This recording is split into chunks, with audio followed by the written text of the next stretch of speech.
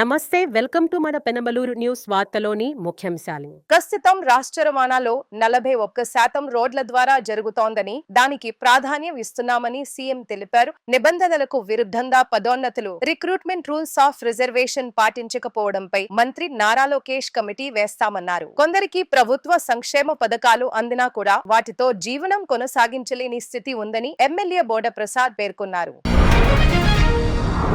ఆంధ్రప్రదేశ్ రాష్ట్ర అభివృద్ధిని వేగవంతం చేసేందుకు ప్రభుత్వం పలుడంగాలలో దూసుకెళ్తోందని ముఖ్యమంత్రి చంద్రబాబు నాయుడు అసెంబ్లీలో వెల్లడించారు. ప్రస్తుతం రాష్ట్ర రవాణాలో 41% రోడ్ల ద్వారా జరుగుతోందని, జగరవాడ మరింత చౌకగా ఉండటంతో దానికి ప్రాధాన్యం ఇస్తున్నామని సీఎం తెలిపారు. 1000 కిలోమీటర్ల సముద్ర తీరం ఉండటం ఆంధ్రప్రదేశ్ కు గొప్ప అవకాశమని పేర్కొన్నారు.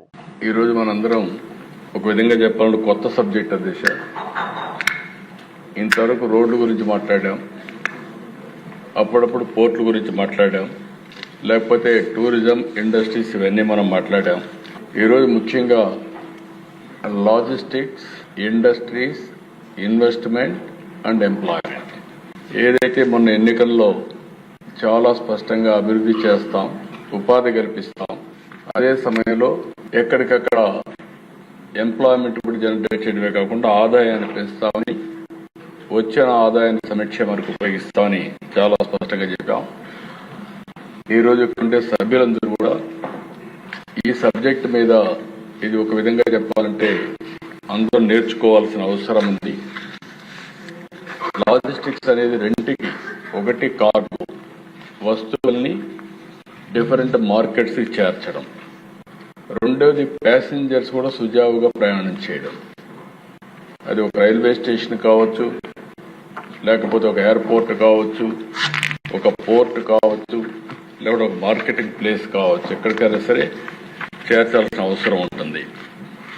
అయితే దిశ ఈ స్లైడ్లో మీరు చూస్తే నేను లాజిస్టిక్స్ గురించి మాట్లాడినప్పుడు ఏదైతే ఇండియాస్ లాజిస్టిక్స్ కాస్ట్ 24 లక్షల కోట్ల రూపాయలు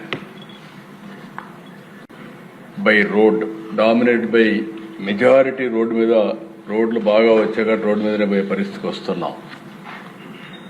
అయితే ఇక్కడికి వచ్చినప్పుడు మనం చూసినప్పుడు రెండు విధాలుగా క్యాలిక్యులేట్ చేస్తున్నారు. Logistics cost share of GDP ఒక విధంగా క్యాలిక్యులేట్ చేస్తూ 7.97% ఈ లాజిస్టిక్స్ కాస్ట్ ఉందని, ఈ మధ్య కాలంలో logistics cost share of non service outputs కింద తీసుకొచ్చారు. అది కూడా చూస్తే 9.09%. ఈ గ్రాఫ్ మీరు ఒక పక్క చూస్తే రోడ్ ట్రాన్స్పోర్ట్ 47% కాంట్రిబ్యూట్ చేస్తుంది, rail transport 6.7, air transport 3.1, water transport 7.6, material handling 16.1, storage and warehousing 24.8. ఈ విధంగా షేరింగ్ లో కానీ లేకపోతే ఇవన్నీ లాజిస్టిక్స్ కాంపోనెంట్స్ అన్నీ వస్తాయి. ఇంకొక స్లైడ్లో దేశం మీరు చూస్తే దాంట్లో చూస్తే కాస్ట్ వేరియేషన్ అన్నిటి మధ్య ఒక టన్ను పర్ కిలోమీటర్, ఒక టన్ను కానీ ట్రాన్స్పోర్ట్ చేయాలంటే ₹3.75 రోడ్డుకు అవుతుంది. రైలు అయితే ₹1.96, దాంట్లో దగ్గర దగ్గర సగం. అదే ఎయిర్ అయితే ₹72. ఈ మూడు వేరియేషన్ మీరు చూసినప్పుడు రోడ్ కూడా కాస్ట్లీ, కానీ రోడ్ ట్రాన్స్పోర్టేషన్ 41.7% జరుగుతూ ఉంది. రైల్వేస్ ₹1.96, అది ఓన్లీ 6.7 ఉంది. దీనివల్ల కాస్ట్ పెరిగి మన గూడ్స్ కాంపిటేటివ్ కలిగి, ఇది ఒక ప్రధానమైన కారణం. అదే వాటర్లో చూస్తే ₹2.30. అదే మరి కోస్టల్లో చూస్తే ఏదైతే వాటర్లో కోస్టల్ అంటే సీ వెరీ కలిగినప్పుడు ₹1.80. ఇన్లాండ్ వాటర్ చూస్తే మళ్ళీ ₹3.30.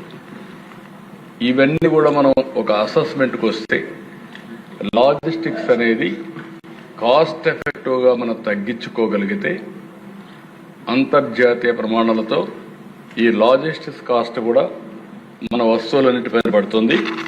అందుకే ఈ ప్రభుత్వం ఫస్ట్ టైం హోలిస్టిక్ అప్రోచ్ తీసుకుంటున్నాం లాజిస్టిక్స్ మీద. మెటీరియల్ హ్యాండ్లింగ్ సిస్టంలో equipment, system integration, consumables, reusables ఇవన్నీ వస్తాయి. ఎకో సిస్టమ్ అండ్ సర్వీసెస్లో service providers, trade facilitation, custom clearances, infrastructure support వస్తాయి. ఇన్ఫర్మేషన్ కమ్యూనికేషన్లో logistics management system, tracking and tracing mechanisms, enterprise resource planning ఇవన్నీ వస్తాయి అధ్యక్ష. ఇది అయిన తర్వాత నెక్స్ట్ వచ్చే కొందకి ఇది ఆంధ్రప్రదేశ్ లాజిస్టిక్స్ ఇన్వెంటరీ మ్యాప్ తయారు చేసాం. ఆ మ్యాప్లో మీరు చూస్తే ఇన్ఫ్రాస్ట్రక్చర్లో టోటల్గా రోడ్స్, రైల్వేస్, పోర్ట్స్ అవన్నీ కూడా దీంట్లో ఇంటిగ్రేట్ చేసాం. లాజిస్టిక్స్ ఎనేబులర్స్ వచ్చి MMLPS, ICD, CFS, cold storages, warehouses అవన్నీ కూడా చేస్తున్నాం. ఎనర్జీలో dams, thermal plants, biogas plants, nuclear plants, wind farms, solar power plants, gas pipelines, అదే మరి ఇండస్ట్రియల్ యూనిట్స్ కూడా industrial clusters, MSME parks, food processing units, land banks, RTIH, అదే మరిగా potential prospective products. ఇప్పుడు అగ్రికల్చర్ ఉంది, రాయలసీమ నుంచి పెద్ద ఎత్తున హార్టికల్చర్ క్రాప్స్ అని వివిధ ప్రాంతాలకు వెళ్తాయి. అలాంటప్పుడు అక్కడ కూడా దీన్ని కన్సాలిడేట్ చేసి మనం కానీ కరెక్ట్గా లాజిస్టిక్స్ ప్లాన్ చేస్తే చాలా ఇంపాక్ట్ వస్తుంది. ఇవన్నీ కూడా హోలిస్టిక్ ప్లానింగ్ కానీ అదే మరిగా investment and prioritisation and also sustainable growth కోసం ఒక పద్ధతి ప్రకారం ఒక బ్లూ ప్రింట్ తయారు చేసి భవిష్యత్తులో లాజిస్టిక్స్ ప్లానింగ్ చేసి ఎంత తగ్గించగలుగుతామో తగ్గించడం కోసం మనం ఒక ప్రణాళిక కూడా తయారు చేసుకోవడానికి ఇది మనకు వస్తుంది. మన లాజిస్టిక్స్ అంటే మనకు గుర్తొచ్చేది రోడ్లు గుర్తొస్తాయి. రోడ్లు కూడా అవసరం. ఇంట్లో నుంచి బయలుదేరినప్పుడు కూడా రోడ్ ఈజ్ వెరీ ఇంపార్టెంట్. ఇక్కడ నేషనల్ హైవేస్ మీద చూస్తే 8,360 కిలోమీటర్లు మన రాష్ట్రంలో ఉన్నాయి. స్టేట్ హైవేస్ చూస్తే 12,643 కిలోమీటర్లు. మేజర్ డిస్ట్రిక్ట్ రోడ్స్ వచ్చి 32,780 కిలోమీటర్లు. మున్సిపల్ రోడ్స్ 25,670 కిలోమీటర్లు. పంచాయతీరాజ్ రోడ్స్ 86,486 కిలోమీటర్లు. మొత్తం మనం చూస్తే దగ్గర 1,59,939 కిలోమీటర్లు రోడ్ నెట్వర్క్ ఉంది. ఇది కాకుండా విలేజ్లో ఇంటర్నల్ రోడ్స్ కూడా ఉన్నాయి. ఇది మాత్రం అది కాకుండా మైనస్ దట్ ఇది వచ్చే పరిస్థితి వస్తుంది. అయితే ఆ దశ ఇది ఒకసారి చూసినప్పుడు మన రాష్ట్రంలో మొన్న ఇటీవల కాలంలో రోడ్స్ అన్ని అధ్వానమైన పరిస్థితికి వచ్చాయి. నేషనల్ హైవే చూస్తే చాలా బాగుంటుంది. అది దిగంగానే గుంతలు ఎక్కడ చూసినా భయంకరంగా ఉండే పరిస్థితి వస్తే ఒక సంవత్సరంలో గర్వంగా చెప్పుకుంటున్న పార్ట్ హోల్స్ ఫ్రీ రోడ్స్ చేస్తామని చెప్పిన మాట నిలబెట్టుకున్న ప్రభుత్వం ఈ ఎన్డీఏ ప్రభుత్వం.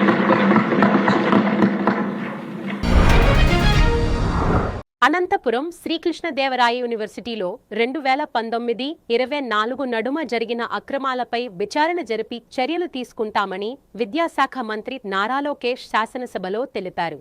కంప్యూటర్ల కొనుగోలులో దుర్వినియోగం, యూనివర్సిటీ వాహనాలను వ్యక్తిగత అవసరాలకు వినియోగించడం, నిబంధనలకు విరుద్ధంగా పదోన్నతులు, నియామకాలు, రిక్రూట్మెంట్ రూల్స్ ఆఫ్ రిజర్వేషన్ పాటించకపోవడంపై మంత్రి నారా లోకేష్ కమిటీ వేస్తామన్నారు. 1986లో National Law School of India University బెంగళూరులో ఏర్పాటు చేస్తాం జరిగింది అధ్యక్ష. అది ఆనాడు కర్ణాటక ప్రభుత్వం కలిసి చేశారు అధ్యక్ష. అదొక మోడల్ లా యూనివర్సిటీగా భారతదేశానికి తయారైంది అధ్యక్ష. 1993లో చీఫ్ జస్టిస్ కాన్ఫరెన్స్లో ఇట్లనే అన్ని రాష్ట్రాల్లో ఒక లా యూనివర్సిటీ ఏర్పాటు చేస్తే బాగుంటుందని వాళ్ళందరూ ఒక తీర్మానం చేశారు అధ్యక్ష. BCI ఏకంగా bar council of India trust for promotion of education and reforms in law and improvement of research and social training అని ఒక ట్రస్ట్ని 26 సెప్టెంబర్ 2020 క్రియేట్ చేశారు అధ్యక్ష. ఈ ట్రస్ట్ లక్ష్యం ఏంటంటే అధ్యక్ష, ఒక మోడల్ లీగల్ ఎడ్యుకేషన్ ఇన్స్టిట్యూషన్స్ మన దేశంలో అదేవిధంగా ఇతర దేశాల్లో ఏర్పాటు చేయాలి. పెద్ద ఎత్తున లీగల్ రీసెర్చ్ అనేది ప్రమోట్ చేయాలి లక్ష్యంతో ఏర్పాటు చేశారు అధ్యక్ష. ఈ ట్రస్ట్ ఇప్పటికీ India International University of Legal Education and Research IIULER at Goa ఏర్పాటు చేశారు అధ్యక్ష ఈ India International University of Legal Education and రీసెర్చ్లో బోర్డు ప్రధానంగా సుప్రీం హైకోర్టు జడ్జిలు ఉంటారు అధ్యక్ష, academicians, jurists, BCA members, other eminent personalities ఉంటారు అధ్యక్ష ఇది గౌరవ గవర్నర్ గారు నేను కలిసినప్పుడు ఆయన పర్సనల్గా తీసుకుని నేను ఆంధ్ర రాష్ట్ర గవర్నర్గా వచ్చాను, ఆంధ్ర రాష్ట్రానికి నేను కూడా నా వంతు నా కాంట్రిబ్యూషన్ ఉండాలని ఆయన ఇది గవర్నర్ గారు పర్సనల్గా తీసుకుని ఆంధ్ర రాష్ట్రానికి శాంక్షన్ చేయించారు అధ్యక్ష. ఈ సభ తరపున గవర్నర్ గారు కూడా నా హృదయపూర్వక ధన్యవాదాలు తెలుపుకుంటున్నాను అధ్యక్ష. ఆంధ్రుల తరపున మా ధన్యవాదాలు ఆయనకి తెలుపుకుంటున్నాను అధ్యక్ష. ఇప్పుడు ఏంటంటే అధ్యక్ష, ఇలాంటి యూనివర్సిటీని అమరావతిలో ఏర్పాటు చేయాలనేది ఒక నిర్ణయం తీసుకున్నాం అధ్యక్ష. ఇదేంటంటే అధ్యక్ష, అసోసియేట్ ఇన్స్టిట్యూషన్స్ కూడా అంటే arbitration centre, mediation and consolation centre for continuing legal Education and ఒక జ్యుడిషియల్ ట్రైనింగ్ సెంటర్ కూడా దీంట్లో ఏర్పాటు చేయాలనేది ఒక నిర్ణయం తీసుకున్న అధ్యక్ష. గతంలో లెజిస్లేచర్ సెషన్లో లేదు కనుక ఒక ఆర్డినెన్స్ అనేది మేము ఇవ్వాల్సి వచ్చింది అధ్యక్ష. అది అడ్మిషన్స్ కూడా 25 సంవత్సరాల్లో మేము పూర్తి చేస్తామని మొదలు పెడతాని గౌరవ సభ్యులందరికీ నేను తెలియజేసుకుంటున్నాను అధ్యక్ష. దీనిలో ప్రధానంగా ఏంటంటే ఆంధ్రులు నేను తెలియజేసుకుంది ఏంటంటే 20% సీట్స్ కంపల్సరీ ఆంధ్రులకే ఇవ్వాలి, లోకల్స్కే ఇవ్వాలనేది కూడా మేము ఈ యాక్ట్లో పొందుపరిచామని వాళ్ళకి తెలియజేస్తామని జరుగుతుంది అధ్యక్ష. చివరిగా ఏంటంటే ఇది కేవలం లీగల్ ఎడ్యుకేషనే కాకుండా పీజీ అదేవిధంగా పిహెచ్డి రీసెర్చ్ దిశగా ఈ ఇన్స్టిట్యూట్ ఏర్పాటు చేయాలని లక్ష్యంగా మేము పెట్టుకున్నాం అధ్యక్ష. యూనివర్సిటీకి 55 ఎకరాలు ఆంధ్ర రాష్ట్ర ప్రభుత్వం యూనివర్సిటీకి కేటాయిస్తాం జరిగింది అధ్యక్ష. అది కూడా ఏంటంటే లీజ్ కింద వాళ్ళకి 60 సంవత్సరాలు స్క్వేర్ మీటర్ 1 రూపీ చొప్పున పర్ యానం లీజ్ కింద వీళ్ళకి కేటాయిస్తాం జరిగింది అధ్యక్ష. ఎందుకంటే ఇది బార్ కౌన్సిల్ ఆఫ్ ఇండియాకి సంబంధించిన కనుక కొంచెం పాజిటివ్గా తీసుకుని చేస్తాం జరిగింది అధ్యక్ష. కేంద్ర ప్రభుత్వ రూల్స్ ప్రకారం రూల్ ఆఫ్ రిజర్వేషన్ పాటిస్తాం జరుగుతుంది. స్టేట్కు ఒకటా దీంట్లో ప్రత్యేకంగా 20% ఉంటుందని గౌరవ సభ్యులకి నేను తెలియజేస్తున్నాను అధ్యక్ష. నేను కూడా కోరేది ఏంటంటే ఇంటర్నేషనల్ ఇన్స్టిట్యూషన్స్ కూడా వచ్చినప్పుడు మనం పెద్ద ఎత్తున ప్రోత్సహించాల్సిన బాధ్యత రాష్ట్ర ప్రభుత్వాలపైన ఉన్నాయి అధ్యక్ష. దానికి ఒక అద్భుతమైన ఉదాహరణ ఇండియన్ స్కూల్ ఆఫ్ బిజినెస్ అధ్యక్ష. ఆనాడు మహారాష్ట్ర, తమిళనాడుకి వెళ్లాల్సిన ఇండియన్ స్కూల్ ఆఫ్ బిజినెస్ని చంద్రబాబు నాయుడు గారు పోటీపడి ఉమ్మడి రాష్ట్రానికి రాజధాని ఉన్న హైదరాబాద్కి ఆనాడు తీసుకెళ్లారు. ఆ ఒక్క ఎస్బీ వల్ల ఆ ప్రాంత రూపురేఖలు ఎలా మారినాయో మనందరూ తెలిసిన విషయం అధ్యక్ష. అన్ని సామాజిక వర్గాలకు చెందిన వాళ్ళు అక్కడ ఈరోజు బిజినెస్ కోర్సెస్ చేసి ఇతర దేశాల్లో ఇతర రాష్ట్రాల్లో కూడా వెళ్ళి అద్భుతమైన స్థానాల్లో ఉన్నారు అధ్యక్ష. అదేవిధంగా రాబోయే రోజులు పెద్ద ఎత్తున యూనివర్సిటీస్ని కూడా ఆంధ్ర రాష్ట్ర వ్యాప్తంగా కూడా ప్రోత్సహించే లక్ష్యంతో ప్రభుత్వం పనిచేస్తుందని గౌరవ సభ్యులు తెలియజేస్తున్నారు. శాంతి భద్రతలు అనే అంశంపై జరిగిన లఘు చర్చ సందర్భంగా సామాజిక మాధ్యమాల్లో ఇష్టానుసారం తప్పుడు ప్రచారాలు చేస్తున్నారని, దీని వెనుక రాజకీయ ముసుగులో క్రిమినల్ ఉన్నారని హోంమంత్రి అనిత మాట్లాడారు. సామాజిక మాధ్యమాలు సైబర్ క్రైమ్ కు సంబంధించి చట్ట సవరణలు అవసరమైన కొత్త చట్టాలు చేసేందుకు మంత్రివర్గ ఉపసంఘాన్ని సీఎం వేశారని వచ్చే అసెంబ్లీ సమావేశాల నాటికి వీటిని తీసుకురానున్నామని హోంమంత్రి అనిత పేర్కొన్నారు. ఈ రోజు అత్యంత బాధాకరమైన పరిస్థితి ఏంటంటే అధ్యక్ష, సోషల్ మీడియా అసలు ఆ పేరు ఎత్తితేనే ఒక్కొక్కసారి అంటే అది ఎంత మంచికి ఉపయోగించుకోవాలో మంచికి ఉపయోగించుకున్నా ఇప్పుడు ఎంత చెడుకు ఉపయోగించుకోవాలో అంత ఉపయోగిస్తున్నారు అధ్యక్ష. చాలా సందర్భాల్లో గౌరవ ముఖ్యమంత్రి గారు ఒక మాట అంటారు, రాజకీయ ముసుగులో ఉన్న క్రిమినల్. ఎస్, ఒక ఆర్గనైజ్డ్ క్రైమ్ చేయటానికి ఎంతకైనా తెగిస్తాడని చెప్పడానికి ప్రపంచం మొత్తం మీద ద బెస్ట్ ఎగ్జాంపుల్ చెప్పాలి అంటే జగన్మోహన్ రెడ్డి పేరు చెప్పొచ్చు.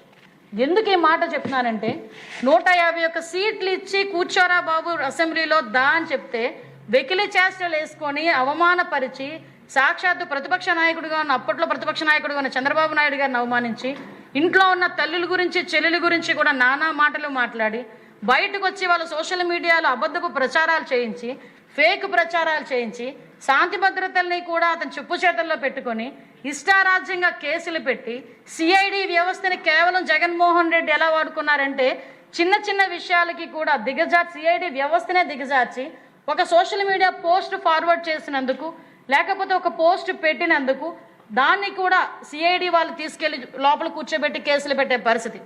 దానిలో భాగంగానే మీరు కూడా బాధ్యులు, మేము కూడా బాధ్యులమే. ఈరోజు అందులో కూడా చూసుకుంటే అధ్యక్ష, అలాంటి పరిస్థితి నుంచి ఈరోజు తిరిగి మనం ఎన్డీఏ కూటమి వచ్చిన తర్వాత దీన్ని ప్రక్షాళన చేయాలని మనం చూస్తూ ఉంటే, రాష్ట్ర అభివృద్ధి పదంలోకి ముందుకు పరిగెట్టాలి అని గౌరవ ముఖ్యమంత్రి గారు పరుగులు పెడతా ఉంటే, ఉప ముఖ్యమంత్రి గారు పరుగులు పెడతా ఉంటే, ఒక పక్క నుంచి పరిశ్రమలు ఎన్ని రావాలి, ఒక పక్క నుంచి ఎన్ని పెట్టుబడులు రావాలి అని 24 గంటలు మనం ప్రయత్నం చేస్తూ ఉంటే, సంక్షేమం అందించాలని ప్రయత్నం చేస్తూ ఉంటే, ఈ రాజకీయ ముసుగులో ఉన్న క్రిమినల్ అధ్యక్ష, ఆ క్రిమినాలిటీ ఎక్కడ కూడా బయటకి పడుతున్నట్టుగా కనిపిస్తూ వెనకాతల ఒక వ్యవస్థని, ఒక క్రిమినల్ వ్యవస్థను తయారు చేసి మన మీదకి వదిలే పరిస్థితి అధ్యక్ష. ఈరోజు ఈ సోషల్ మీడియాలో ఒకసారి మనం అబ్జర్వ్ చేసుకుంటే అధ్యక్ష, అంటే ఒక కులాల మధ్య ఒక చిచ్చు పెడతాడు, ఒక మతాల మధ్యలో చిచ్చు పెడతాడు, లేదు అనుకుంటే వర్గ వైషమ్యాలు తీసుకొస్తాడు, లేదు అనుకుంటే ఇంట్లో ఆడవాళ్ళ మీద నోటుకొచ్చినట్టు మాట్లాడే పరిస్థితి. మీ అందరికీ ఒక విషయం చెప్పాలి అధ్యక్ష, మనకి మామూలుగా మన సొసైటీలో మతం మార్చుకునే ఒక అవకాశం ఉంది అధ్యక్ష. కానీ జగన్మోహన్ రెడ్డి పుణ్యమా అని చాలామంది కులాలు మార్చుకుంటున్నారు అధ్యక్ష. కులాలు మార్చుకునే పరిస్థితి వచ్చింది అధ్యక్ష. ఎందుకంటే చాలామంది పేరు రెడ్డిలు కూడా చౌదరీల కింద మార్చుకొని సోషల్ మీడియాలో పోస్టులు పెట్టే పరిస్థితి. నేను దాని గురించి చెప్తున్నాను అధ్యక్ష. ఈరోజు మీకు ఒక వివేకానంద రెడ్డి అతను అసలు పేరు, కానీ అతను ఏం పెడతాడంటే ఎరాన్ చౌదరి అని పెడతాడు. పెట్టి ఇష్టానుసారంగా చంద్రబాబు నాయుడు గారి గురించి, పవన్ కళ్యాణ్ గారి గురించి, లోకేష్ గారి గురించి, ఎక్కడ ఎవరి గురించి అయినా కూడా నోటికి వచ్చినట్టు ఇష్టానుసారంగా మాట్లాడతాడు. కానీ బయటికి కనిపించేది ఏంటంటే చౌదరి. ఆ చౌదరి అని కనిపించేసరికి ఇంకో దానికి పర్సెప్షన్ వేరేగా క్రియేట్ అయ్యి జనాలకి ఒక రాంగ్ పర్సెప్షన్ క్రియేట్ చేయడానికి చూసే పరిస్థితి.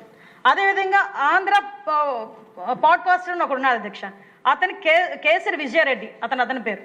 ఇంకొక ఉన్నాడు కరణం ఎన్టీఆర్ అని పెడతాడు, చిరంజీవి, అతను బ్రాకెట్లో చిరంజీవి ఉంటుంది, కరణం ఎన్టీఆర్. అతను చేసి సప్తగిరి రెడ్డి అతని పేరు, అసలు పేరు సప్తగిరి రెడ్డి. కానీ పెట్టేది ఏంటంటే అక్కడ నేమ్ ఏముంటుందంటే ఎన్టీఆర్ అని పేరు ఉంటుంది. సో అది ఆ రకంగా పోస్టులు పెడతారు. చలపతి చౌదరి, కానీ అది అసలు నేమ్ కాదు, అతని అసలు పేరు ఏంటంటే ముఖేష్ రెడ్డి. సో ఇలాగ చూసుకుంటే అధ్యక్ష, చౌదరి ఆన్ ఎక్స్ అని ఉంటుంది, అతని వెంకటరామరెడ్డి. అంటే ఇలాగ చూసుకుంటే హ్యాండిల్ అంటే చాలామంది ఒరిజినల్ నేమ్స్ పక్కన పెట్టి వాళ్ళు వేరేగా కులాలు మార్చేసుకొని, కొంతమంది నాయుడు అని పెడతారు, కొంతమంది చౌదరి అని పెడతారు, కొంతమంది ఇంకేదో పేరు పెడతారు, కానీ అసలు పేరు వేరేగా ఉండి కులాలని కూడా సోషల్ మీడియా గురించి, డబ్బుల గురించి మార్చేసుకునే పరిస్థితులు ఆ జగన్మోహన్ రెడ్డి దగ్గర నుంచి వచ్చిన పరిస్థితి. పర్టికులర్గా సోషల్ మీడియా విషయంలో కేసులు పెట్టేదానికి ఇప్పటి వరకు కేసులు సంబంధించి చాలామంది ఏమంటారంటే అప్పుడు తీసుకెళ్ళిపోయారు కదా, అప్పుడు చాలామందిని అరెస్ట్ చేశారు కదా, అప్పుడు సిఐడి వాళ్ళు వచ్చి తీసుకెళ్ళిపోయారు కదా అని మాట్లాడతారు. తీసుకెళ్ళిన దగ్గర 41A నోటీస్ ఇచ్చడం తీసుకొచ్చి లోపల కూర్చోబెట్టు ఇంటికి వచ్చిన పరిస్థితి. అలాగని లేదు, అలాగని కోర్టుకి వెళ్తే కోర్టులు కూడా ముట్టుకెళ్ళి పెట్టిన పరిస్థితి. ఈరోజు మేము దాని మీద చాలా కూలంకషంగా, చాలా క్లియర్గా దాని మీద ఒక అధ్యయనం చేస్తున్నాం అధ్యక్ష. ఈరోజు ఎందుకనంటే నిన్నగాక మొన్న గౌరవ లోకేష్ గారు లండన్ వెళ్తే ఆ లండన్ వెళ్ళిన దగ్గర అక్కడికి వెళ్ళి సార్ ఫ్యామిలీతో ట్రిప్ వెళ్తే అక్కడ ఇష్టానుసారంగా నీచంగా మాట్లాడే పరిస్థితి. ఇప్పుడు నేనేమంటామంటే అధ్యక్ష, ఇక్కడ ఉన్న వాళ్ళందరికీ ఫ్యామిలీస్ ఉన్నాయి. మేమందరం ఏంటంటే మనందరం కూడా పొలిటికల్గా బయటకు వచ్చాం కాబట్టి ఒకడు తిడతాడు, ఇంకొక రకంగా కొడతాడో, తిడతాడో, బూతులు మాట్లాడతాడో మనం పడతాం. మన కడుపును పుట్టిన పాపానికి మన పిల్లలు కూడా అది ఆ రకంగా బాధపడాల్సిన అవసరం ఉందా అధ్యక్ష? లాస్ట్ టైం ఎందుకంటే అధ్యక్ష, పవన్ కళ్యాణ్ గారి గురించి, ఆయన ఒక హీరో, ఆయన ఒక పవర్ స్టార్ పవన్ కళ్యాణ్ అంటారు, ఆయన ఒక హీరో. ఆయన ఆ హీరో టెండెన్సీ ఉన్నా కూడా బయటకు వచ్చి ఈరోజు ప్రజాస్వామ్యంలో ఉండి డిప్యూటీ సీఎంగా ఉన్న వ్యక్తి గురించి నీచంగా మాట్లాడినా కూడా, ఈరోజు సోషల్ మీడియా ఇష్టానుసారంగా మాట్లాడుతున్నా కూడా మీకు కామ్గా ఉండాల్సిన పరిస్థితి వచ్చింది. బికాస్ మేము కామ్గా ఉంటున్నామంటే మేమేమి చేత కాదు, చేయలేక కూడా కాదు అధ్యక్ష. దయచేసి దీని మీద చట్టాలని కూడా కొంచెం సవరించుకోవాల్సిన అవసరం ఉంది. అసెంబ్లీలో కూడా కొన్ని చట్టాలను తీసుకురావాల్సిన అవసరం ఉంది. నూతనంగా చేపట్టిన జీఎస్టీ సంస్కరణల ద్వారా ఆంధ్రప్రదేశ్ ప్రజలకు 8,000 కోట్ల రూపాయల లబ్ధి చేకూరనుందని ఆర్థిక శాఖ మంత్రి పయ్యావుల కేశవ్ తెలిపారు. జీఎస్టీ వంటి విప్లవాత్మక మార్పు ప్రపంచంలోనే ఎక్కడా జరగలేదని తెలిపారు. ఈ ఘనత ప్రధాని నరేంద్ర మోదీకి దక్కుతుందని పేర్కొన్నారు. జీఎస్టీ లబ్ధిపై ప్రజలకు అవగాహన కల్పించేందుకు రాష్ట్ర వ్యాప్తంగా ప్రచార కార్యక్రమం చేపట్టినట్లు మంత్రి పయ్యావుల కేశవ్ వివరించారు. దీని ప్రధానమైనటువంటి ఉద్దేశం అధ్యక్ష, పల్నాడు జిల్లా వెల్దుర్తి మండలంలోని గుండ్లపాడు గ్రామానికి చెందినటువంటి శ్రీ తోట చంద్రయ్య అనేటువంటి వ్యక్తి తీవ్రమైనటువంటి హింసలో హత్య చేయబడ్డాడు అధ్యక్ష. ఆనాడు జరిగినటువంటి సంఘటనల్లో అతనికి గతంలో ఎటువంటి నేర చరిత్ర లేకపోవడం, ఏ రకమైనటువంటి ఫ్యాక్షన్ నేపథ్యాలు లేనటువంటి వ్యక్తి, ఆ ప్రాంతంలో జరిగినటువంటి రాజకీయ హింస ప్రేరేపితం చేయబడినటువంటి రాజకీయ హింసలో ఆయన బలి కావడం అనేటువంటిది ఈ రాష్ట్రంలో ఒక తీవ్రమైనటువంటి అనిశ్చిత పరిస్థితిని, ఆందోళనకరమైనటువంటి వాతావరణాన్ని కల్పించింది అధ్యక్ష. ఆ చనిపోయినటువంటి వ్యక్తి కుటుంబానికే కాకుండా రాష్ట్రంలో ఉన్నటువంటి ప్రజలందరిలోనూ కూడా ఒక భయభ్రాంతులైనటువంటి పరిస్థితి కల్పించబడింది అధ్యక్ష. లా అండ్ ఆర్డర్ అనేటువంటిది రాష్ట్రంలో ఉందా లేదా అనేటువంటి అనుమానాలు కలిగేటువంటి పరిస్థితుల్లో ఆనాడు ప్రతిపక్ష నేతగా ఉన్నటువంటి ప్రస్తుత గౌరవ ముఖ్యమంత్రి శ్రీ నారా చంద్రబాబు నాయుడు గారు ఆ హత్య జరిగినటువంటి కుటుంబాన్ని పరామర్శించడానికి వెళ్ళడానికి కూడా ఆనాటి ప్రభుత్వం అనేక అడ్డంకులు కల్పించింది అధ్యక్ష. అయినా సరే ఆయన పట్టుదలతోటి, కమిట్మెంట్ తోటి ప్రజల్లోని అన్ని వర్గాల ప్రజల్లోనూ ఒక నమ్మకాన్ని, విశ్వాసాన్ని కల్పించాలి అనేటువంటి ఉద్దేశంతో అక్కడికి వెళ్ళడమే కాదు అధ్యక్ష, ఆ కుటుంబానికి 25 లక్షల రూపాయలని ఆర్థిక సహాయాన్ని చేయడంతో పాటు ఒక కుటుంబ సభ్యుడిని కోల్పోయినట్టుగా ఆయన పాడెను కూడా మోశారు అధ్యక్ష. ఆ రోజు అదొక చరిత్రలో, రాష్ట్ర చరిత్రలో ప్రజల కళ్ల ముందు నిలిచినటువంటి సంఘటన అధ్యక్ష. రాష్ట్రానికి 2 సార్లు ముఖ్యమంత్రి చేసినటువంటి వ్యక్తి, ఒక సామాన్యమైనటువంటి వ్యక్తి ఈ రాజకీయ ప్రేరేపిత హింసలో హత్య గావించబడితే ఆయన తన కుటుంబ సభ్యుడిని కోల్పోయినట్టుగా అక్కడికి వెళ్లడంతో పాటు కుటుంబానికి ఆర్థికంగా సహాయాన్ని చేయడం, దాంతో పాటు ఆ కుటుంబానికి ఆ రోజు ఒక మాట చెప్పారు అధ్యక్ష, భవిష్యత్తులో ప్రభుత్వం వస్తే మీ కుటుంబానికి మేము ఆదుకుంటామనేటువంటి చెప్పడం జరిగింది అధ్యక్ష. అందులో భాగంగా అధ్యక్ష తర్వాత సంఘటనలన్నీ మనం చూసాం అధ్యక్ష. ప్రభుత్వాలు పెద్ద ఎత్తున ప్రజల్లో తిరుగుబాటు రావడం, గత ప్రభుత్వాన్ని మార్చడం, తర్వాత ప్రభుత్వం వచ్చిన తర్వాత ఈ ప్రభుత్వం ఏర్పాటైనటువంటి మొదటి రోజుల్లోనే తొలి 5 సంతకాలతో ముఖ్యమంత్రి గారు ప్రారంభిస్తే మన ప్రస్తుత హెచ్ఆర్డి మినిస్టర్ గారు నారా లోకేష్ గారు ఈ విషయం మీద ప్రత్యేకమైనటువంటి శ్రద్ధను పెట్టారు అధ్యక్ష. అనేక సార్లు అటు కేబినెట్ లోను వివిధ వేదికల్లోనూ ఆయన తోట చంద్రయ్య గారి కుటుంబాన్ని మనం కాపాడాలి, ఒక నమ్మకాన్ని, విశ్వాసాన్ని రాష్ట్ర ప్రజల్లో మనం కల్పించాలి, వారి కుమారుడికి మనం ఉద్యోగాన్ని ఇవ్వాలి అనేటువంటిది పట్టుబట్టి దాన్ని కంటిన్యూస్ గా ఫాలో అప్ చేసినటువంటి ఘనత ఈరోజు నారా లోకేష్ గారికి దక్కుతుందనేటువంటిది వేదిక ద్వారా నేను చెప్పదలుచుకున్నాను అధ్యక్ష. అసెంబ్లీ సమావేశంలో ఎమ్మెల్యే బోడ ప్రసాద్ మాట్లాడుతూ తన నియోజకవర్గ పర్యటనల సందర్భంగా ఎదురైన పేద ప్రజల దయనీయ పరిస్థితులను ఆవేదనతో వివరించారు. నియోజకవర్గంలో ప్రతి ఇంటికి తిరిగినప్పుడు ఎంతో మంది కుటుంబాలు తీవ్రమైన ఆర్థిక కష్టాల్లో జీవిస్తున్నారని, కొందరికి ప్రభుత్వ సంక్షేమ పథకాలు అందినా కూడా వాటితో జీవనం కొనసాగించలేని స్థితి ఉందని ఎమ్మెల్యే బోడ ప్రసాద్ పేర్కొన్నారు. ఇది సమస్య కాదు, ఒక చిన్న ఆలోచన. నేను నియోజకవర్గంలో ప్రతి ఇంటికి తిరిగేటప్పుడు చాలా పేద కుటుంబాలని చాలా దగ్గరగా చూడటం జరిగింది అధ్యక్ష. కొంతమంది మనం ఇచ్చే సంక్షేమ పథకాలు కూడా వాళ్ళకి సరిపోలేని పరిస్థితి. ఒక కుటుంబంలో ఒక వ్యక్తి కూడా ఉన్న పరిస్థితులు చూశాను.